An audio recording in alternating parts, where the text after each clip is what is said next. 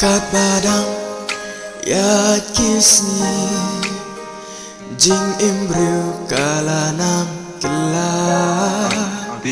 ban buram ya kikmi kikpa ngimkin mau syu ya ki minta ngi im tang ha jing thala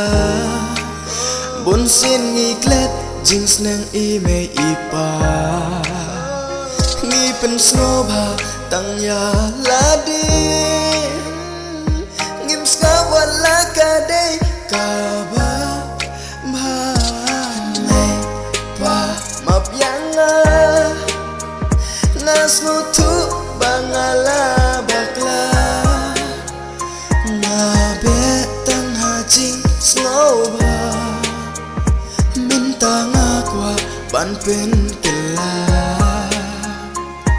hato ngadang lamo ban kela ngakikam snobha ban snabyang ya jing sneng jong pi minta ngakwa ban burom yaki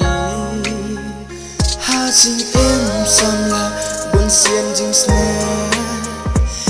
me ipa ngiklet minta onda jing im ngila bakla hanta ngin sababe kela nei pa map yanga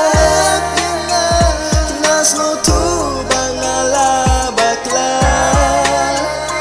na betang hajing snowba